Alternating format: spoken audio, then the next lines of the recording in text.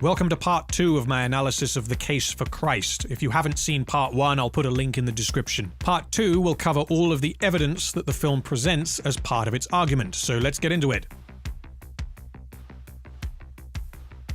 I also need to talk about the side plot in the case for Christ. This has nothing to do with the central plot directly, but it definitely needs addressing because it is so blatantly fabricated explicitly to parallel Lee's experience during the events of the film. It is almost incomprehensibly lazy and manipulative writing. Here is a quick rundown on what happens. Lee visits an injured cop in the hospital. He is looking to write about the cop's heroism in being shot by a gangbanger while arresting him. The cop says he can't talk to the press about it, but he directs Lee to speak to the gangbanger himself, telling him to put him away for good. Strobel does this and offers to hear the shooter's side of the story. The shooter claims that he knew the cop personally, they brawled, and a gun went off at some point. The shooter decides that talking to Strobel is a waste of time because Strobel has already decided, based on the overwhelming evidence, that the man is guilty. Strobel finds out that the cop had previously arrested the shooter 6 times and theorizes that the shooter was actually an informant who shot his own handler, and the police are covering it up, concluding that the police are protecting a cop shooter. Lee, being a journalist, writes a story on this and it is published in the newspaper. Lee is extremely confident about this, just like he is extremely confident that God isn't real. I wonder if it will turn out that he is wrong.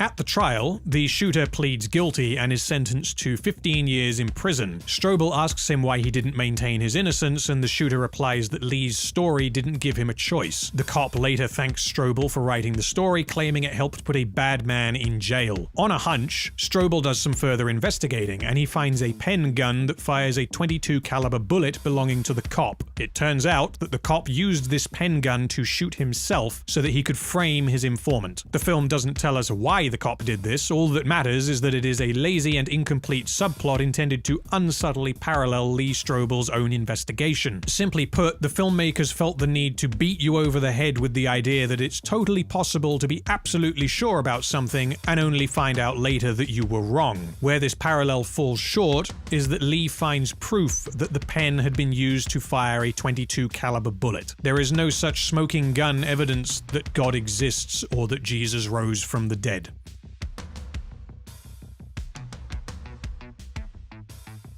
So this section deals with the meat of the film, the actual arguments presented for the resurrection of Jesus, the evidence that supposedly will convince non-believers. In order to properly explore this and make absolutely sure I address every point, I have also referenced the real Lee Strobel's arguments, just in case the film either misrepresented or oversimplified any of his actual arguments. Hey, imagine that. The main investigation that eventually leads Lee Strobel to convert to Christianity is that he decides to try and disprove the resurrection of Jesus.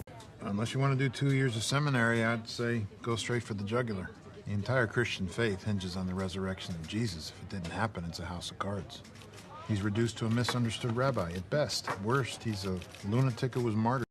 I can agree with most of this, but for the sake of argument, I will read a quote from journalist Christopher Hitchens. Even if I accepted that Jesus, like almost every other prophet on record, was born of a virgin, I cannot think that this proves the divinity of his father or the truth of his teachings. The same would be true if I accepted that he had been resurrected. There are too many resurrections in the New Testament for me to put my trust in any one of them, let alone to employ them as a basis for something as integral to me as my morality. Whilst I am also inclined to agree with Hitchens, I will concede that if there were any undeniable objective proof of Jesus' resurrection, it would at the very least convince me that there is some kind of external force, call it a deity if you like, that humans do not yet understand. I want to make absolutely clear that this is not the same as believing in the existence of the Christian God. So we then find out that the first source Strobel is directed to as an authority on the resurrection, Dr. Gary Habermas, is conveniently doing a debate that weekend. Lee gets to speak with Dr. Habermas about proving or disproving the resurrection. I really hope that this scene is entirely fictional, because describing what Dr. Habermas says as stupid would be insulting to actual stupid people. Lee asks, So I read your book, and there's something that stuck out to me. How can anyone talk about historical evidence for the resurrection when the resurrection by nature is a miracle, right? We all know miracles can't be proven scientifically. Lee is absolutely right. A miracle is something that explicitly cannot be explained by natural or scientific laws. Therefore, it is definitively impossible to prove a miracle. Well done, film. You have constructed your first coherent argument. Correct, but we don't have to prove a miracle to prove a resurrection. Okay, love to hear you explain that one. Yeah, you just have to show that Jesus died and he was seen after. No, what are you doing? You just said something intelligent and then you ruined it. You were so close. I will refer you to the Sagan standard aphorism. Extraordinary claims require extraordinary evidence. Of course, what is considered extraordinary to some may be considered easily explicable by some people with a greater capacity for mental gymnastics, but I find it very hard to take the claim that the only thing we need to prove the resurrection is a 2,000-year-old record of someone claiming to have seen Jesus after he was crucified at all seriously. This is not anything close to extraordinary evidence. The film then presents its first central argument for the resurrection of Jesus. Did you know that we have a report of the resurrection with specific eyewitnesses that dates all the way back to within months of the resurrection itself? That source also adds that 500 separate people saw Jesus at the same time. It is entirely possible that 500 people believed that they saw Jesus after the crucifixion. Here's one possibility that doesn't break the laws of physics and is vastly more plausible as a result. Bear with me here. Jesus had a secret twin brother. Now, is it more plausible that a man had a twin brother and they both lived a double life? Or that a man's cells began to reanimate and he subsequently rose from the dead? For those of you with a faulty bullshit detector, I'll give you a clue. It's the one that isn't impossible. To be clear, I'm not saying that I believe that Jesus had a secret twin brother. I honestly pulled that out of my ass, but the point I'm making is that it's incredibly easy to provide more probable explanations for any of the supernatural claims made by people 2,000 years ago. Wrong. There are at least 9 ancient sources, both inside and outside the Bible, confirming that disciples and others encountered Jesus after the crucifixion. No. These sources confirm that these people believe they encountered Jesus after the crucifixion. The movie then gets very confused and actually argues my own point for me. Think of Saul of Tarsus. He originally was a persecutor of Christians. He hunted them down and killed them. Yet he died the Apostle Paul, proclaiming that Jesus was the Son of God. But let's not kid ourselves here. People die for lies all the time. 900 people died drinking poison Kool-Aid at Jonestown. True, and there are other examples like that throughout history, but here's the difference. People don't willingly drink poison for something that they know is a lie. Thank you for proving my point. The 900 people in Jonestown died because they believed that men would drop in via parachutes, shoot their children, and convert the rest to fascism. I'll slow down and say this next part very clearly so as not to confuse anyone. This does not mean that there were men waiting to drop in with parachutes and murder the children and convert the rest to fascism. Paul the Apostle died believing Jesus was the Son of God. That does not mean that Jesus was the Son of God. Don't worry though, we're nearly done with this crayon eater. I know that I'm going to see my wife again someday. And forgive me, but as a man who claims to value hard evidence, don't you find that that sort of hopeful thinking weakens your argument? Not one bit. The fact that I benefit from gravity isn't proof that it's real.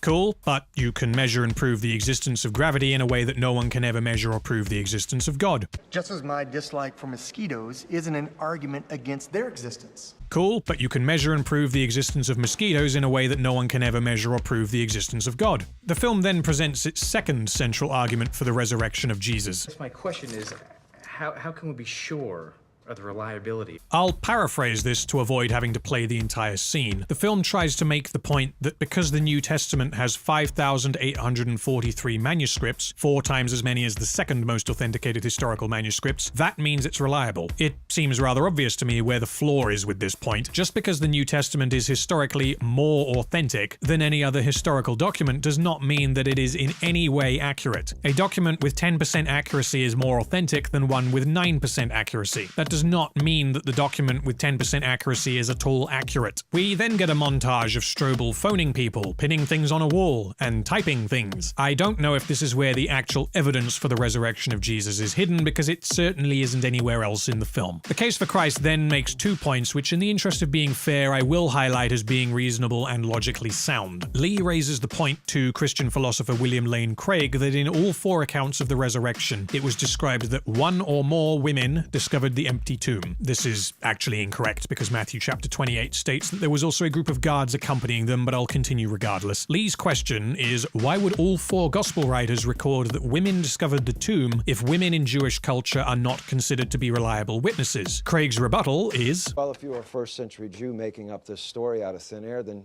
you would never say that women discovered the tomb.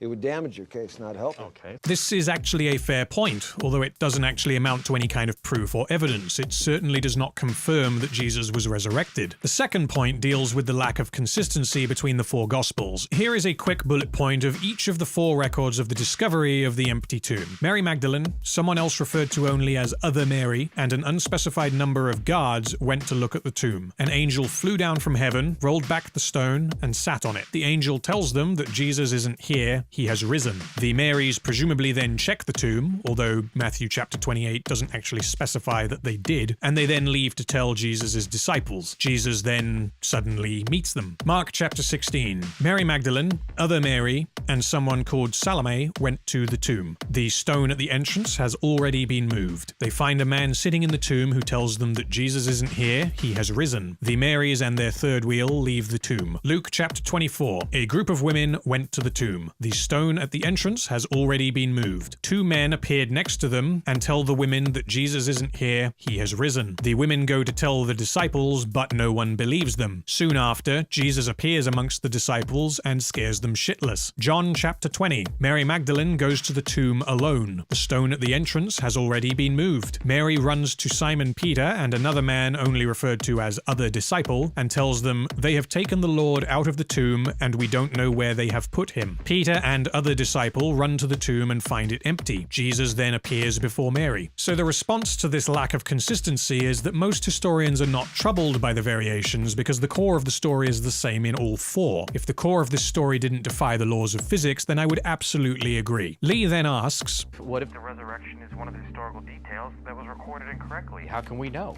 How can we ever know? This is the point where he finally attacks the central crux of the investigation, and of course it's a question that cannot be answered. So the film doesn't answer it. Do you really want to know the truth, or is your mind already made up, regardless of the facts? This is so hilariously condescending. If there were any concrete evidence, it would have been presented here. To irrefutably prove that something as extraordinary as a dead man coming back to life actually happened, you need extraordinary amounts of evidence. Why would they say women discovered the tomb is not anything remotely close to extraordinary evidence? At best, it is a marginal possibility. Strobel's next point is that maybe the people who said that they saw Jesus after the supposed resurrection didn't actually see him, they only think they did. This is a very reasonable point and one that I have already stated myself in this video, but because the case for Christ is told from the perspective of a man who has already converted to Christianity, the filmmakers belittle the argument by having Lee state that it could have been brainwashing or mind control. Strobel is then mocked by his colleague for suggesting that mass psychosis is more likely than resurrection. I'll say that again with a little more embellishment. He is mocked for suggesting that members of a group all suffering from the same affliction of mental deficiency, physical illness, or strange behavior is more likely than for a man whose lungs have stopped functioning, heart has stopped beating, has zero neuronal activity, whose body temperature has dropped considerably, whose muscles have long since entered rigor mortis, and whose flesh has in all likelihood been partially eaten by maggots through some inexplicable supernatural force that has never and can never be confirmed or refuted, reversed all of the above and brought him back to life. Strobel then visits a psychologist in an attempt to learn about the possibility of mass hallucinations. The psychologist simply says, "What you're proposing is completely impossible." Cool. Thanks, film. Except it's not impossible, it's just highly unlikely. There are multiple instances throughout history of what is referred to as mass psychogenic illness. In the Middle Ages, there were multiple recordings of a dancing mania which, as you might guess, caused people to dance for no explicable reason until they collapsed from exhaustion. This supposedly affected thousands of people across multiple documented events, and at the time it was of course attributed to demonic possession. There were multiple instances of mass hysteria at nunneries between the 1400s and the 1800s where the nuns would exhibit exceedingly odd behavior behaviors, including in one instance meowing like cats. This was, again, attributed to demonic possession. In Singapore during the 1970s, there were mass seizures where victims would scream and were unaffected by tranquilizers. In Tanganyika in 1962, there was a laughter epidemic affecting over 1,000 people. In New York in 2012, there was an incident likened to mass Tourette syndrome at a school. These incidents are incredibly rare, and the term mass psychogenic illness seems to be applied when no other more suitable diagnosis can be. But the fact is that events like this can happen. There is not one single record of any human ever coming back to life ever. So, yes, mass hysteria is vastly more possible than the resurrection of a human being. I would also add that it's possible that the people who claim to have seen Jesus were just wrong, or that they were misinterpreted, or that they lied, or that they saw Jesus' secret twin brother Brian. All of these are more likely than resurrection. The film then makes its one and only scientifically sound argument. Strobel decides that his final pillar to disprove the resurrection is to investigate whether or not Jesus actually died as a result of being crucified, as if he never died, then that would explain the multiple accounts of him being alive after the crucifixion. I have not once heard the argument that Jesus never actually died, but I'm going to assume that the film didn't construct this artificial straw man so that it could beat it into the dirt. Although I do find it very amusing and convenient that the one sound defense of the resurrection of Jesus is refuting the only claim to the contrary that I had never heard before. So the film points out multiple reasons as to why this would have been impossible, and I will list them now. Jesus was flogged with a metal-tipped whip prior to being crucified. The flogging would have caused massive blood loss. The stress on Jesus' chest muscles would have locked his lungs into the inhale position. To exhale, he would have had to push on his impaled limbs while scraping his flogged back on the wooden cross. And the soldiers thrust a spear between Jesus' ribs, and both blood and water came out. This is as a result of death by asphyxiation and is not a condition that can be faked. This is fairly indisputable for one simple reason. It uses science. There is no reason to assume that any of the information surrounding Jesus' actual crucifixion is false, as none of it directly contradicts our understanding of science. It would be foolish to try to claim that Jesus Christ was never crucified or that he did not die as a result. The final analogy which leads to Lee's conversion is a conversation with one of his colleagues. The colleague quotes C.S. Lewis. One of my heroes was C.S. Lewis, a man who began as a skeptic, much like yourself. At the end of his journey, you know what he said? He said, if Christianity is false, it's of zero importance. But if it's true, there's nothing more important in the entire universe. This statement might sound profound until you realize that you could swap out the word Christianity with Islam, Buddhism, Jediism, Pastafarianism, Dudism, Matrixism, or the Church of Euthanasia. This highlights the extreme bias and lack of awareness that plagues this movie. This shamelessly narrow perspective is present throughout the entire film, but I would argue that it's best highlighted back at the start when Strobel's daughter is saved from choking. Shortly after saving her, the nurse says, "We are so lucky." Well, it's not luck. It's Jesus. My husband and I were on our way to another restaurant tonight. Something told me I needed to be here. From an objective standpoint, this is of course blind luck. The character, and the real person if this character is based on a real person, and the film want to argue that this nurse was compelled by some mysterious force to go to this particular restaurant so she could happen upon a choking child and save their life. It must have been God. Or, actually, it must have been apophenia, which is the human tendency to incorrectly perceive that two unrelated things are connected, and humans are extremely good at doing this. It is, however, extremely flawed thinking, and it's actually highlighted by Strobel during the film. It's a coincidence. This worldview also ignores all the other children in restaurants who may have choked to death because there wasn't a kind-hearted Christian nurse there to save them. It also ignores the possibility that this nurse could have been a Muslim and said, Allah told me to come here in case your child choked on a jawbreaker. You could take any other religion, even a fabricated one, and make this exact same movie about it. So Lee eventually decides that God exists. I will quickly go over his discoveries that led him somehow to this conclusion. He confirms that Jesus did in fact die when he was crucified. He learns that 500 people claim to have seen Jesus alive after he was crucified. He is informed by a psychologist that mass hysteria is an impossible phenomenon, meaning that these 500 people could not have been hallucinating. And finally, he learns that there are 5,843 manuscripts of the New Testament, making it the most authenticated historical manuscript. Lee's conclusion is that the evidence for your faith, it's more overwhelming than I could have ever imagined.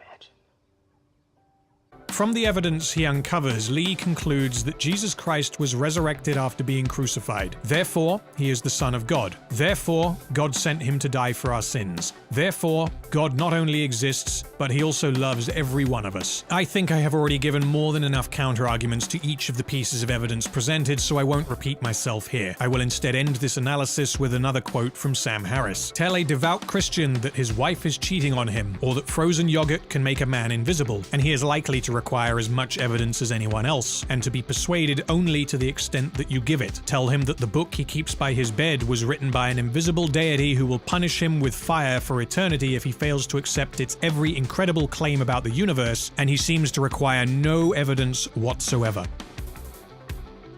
So not only is this film arrogant, self-righteous, and condescending, not only is it selectively simplistic and insulting, not only is it unashamedly biased in its presentation, but it also does not offer any compelling evidence for either the existence of God or for the resurrection of Jesus. If you are an atheist, this film is an indefensible waste of your time that will insult, demean, and misrepresent you, all whilst not providing anything intellectually stimulating. If you are a Christian, you probably didn't make it this far into the video, but if you did, then thanks for sticking around, and I hope that you agree that A Case for Christ is a horrible representation of the Christian faith. I hope that this video has been informative even for those of you who have not seen the film. Even if you disagree with my analysis, I hope you can at least agree that I have been as open as possible about my bias, which in and of itself should place me a step above the filmmakers. I don't hope that my analysis will change anyone's minds, but it was never intended to. When I watched the film, I was in shock at how shamelessly one-sided it was, and I felt it was important to argue both the points presented and the way the arguments were constructed, because as you can probably tell after watching this video, I have a strong opinion on the subject. Although I have been aggressive and blunt in my analysis, this is only a movie and it didn't actually offend me. It takes a hell of a lot to genuinely offend me, and this film only offended me in the sense that it was mind-bogglingly stupid. Again, I'm not familiar with Lee Strobel outside of his depiction in this film, and I have never read nor do I intend to read any of his books, so this analysis is entirely constrained to what is presented in the film, with a couple of references to videos of the real Lee Strobel giving talks. So if any additional information is presented elsewhere, please let me know. Thank you so much for watching. I hope you enjoyed the video. If you did, liking, sharing, and subscribing will help me make more content like this in the future. Thank you.